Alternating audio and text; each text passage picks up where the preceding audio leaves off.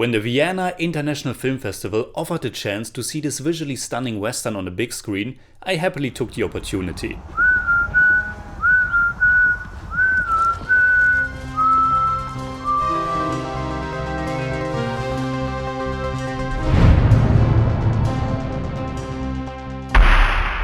Servus Freunde, my name is Jimmy Cage and The Power of the Dog is a brand new western drama that will have a limited theatrical release in some countries in November and come out on Netflix in December. It was written and directed by Jane Campion and it's based on the 1967 novel of the same name by Thomas Savage. It had its premiere at this year's Venice International Film Festival where it won the Silver Lion for Best Direction. I saw it at the Vienna International Film Festival and while I enjoyed it a lot, it was also kind of underwhelming, especially since there are already so many rave reviews. I think the biggest strength of the film are its western setting, the great cinematography by Ari Wegner and the dense atmosphere with its wonderful production design, the many details that create a high level of authenticity, and of course the vast landscapes and the solitude and remoteness of the place where the majority of the story takes place.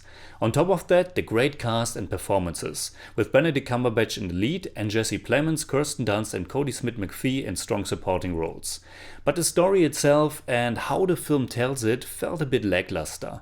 Or rather, it never reached that high or strong point, never got to that place I was hoping, and somehow in the end I felt rather indifferent about it. This is one of those movies that end and I'm a bit disappointed and wonder if that was already it. There are certainly things to discuss afterwards, but it didn't have that emotional punch for me, or even the depth that makes me think that this was something special. It's still a good movie though, and it's worth giving it a try just for the period setting, the atmosphere and performances alone. But let's go into it a bit more. The Power of the Dog tells the story of Phil Burbank, played by Benedict Cumberbatch, and his brother George, played by Jesse Plemons. The time is 1925 and the place Montana, where the brothers own a successful cattle ranch. From the first moments, it becomes clear how different the characters of these two brothers are. Phil is very charismatic, but also pretty arrogant and mean-spirited. So basically the perfect role for Benedict Cumberbatch to play. And Jesse Plemons' George is quite reserved and kind. We are also introduced to Rose, played by Kirsten Dunst, a restaurant owner, and her son Peter, played by Kodi Smit-McPhee. This is a slow film, but especially in the first half, I felt it has a wonderful pace and rhythm. There are chapter numbers, and with each new chapter, we delve a little bit more into the lives of these characters, while their relationships continue to shift. And with that, the focus is also shifting. Early on, it felt as if this will be as much the film of Jesse Plemons as it will be Benedict Cumberbatch's. We really spend a good amount of time with George and Rose, who quickly get married. Both these characters, as well as the actors, are wonderful together, and that's certainly no big surprise since Plemons and Dunst are married in real life as well. But then it shifts focus again and it becomes primarily the story of Phil and what kind of man he is. Benedict Cumberbatch really gives a fantastic performance here and there are many wonderful moments. Him playing his banjo or taking a bath in nature. It's engaging enough to try to understand his character, try to look past his rough and dirty appearance and rude or downright terrible behavior towards his brother George and his then sister-in-law Rose. There isn't really much about the true core of the story in the marketing material, and since a lot of people won't know the source material, I don't want to spoil where the movie is heading, though it can be anticipated early on.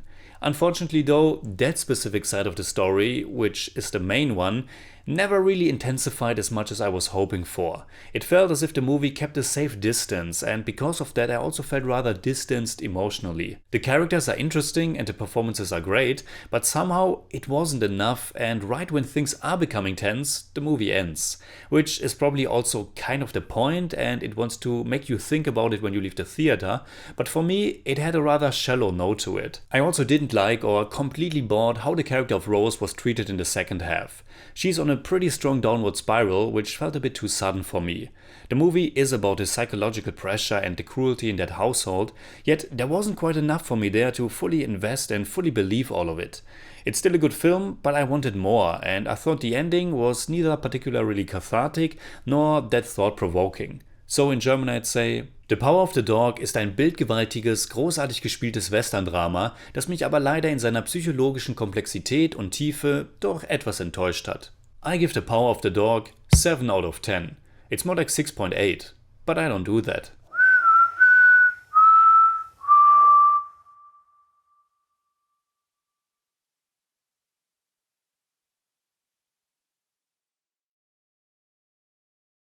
Alright, that's it like always. Comment below and let me know what you think about the power of the dog. You can hit me up on Twitter, Instagram and Letterboxd, and also on Patreon, simply at The Jimmy Cage. And if you enjoyed this episode, please give me a thumbs up, share, subscribe, whatever you like. And make sure you hit that bell for all I have to tell.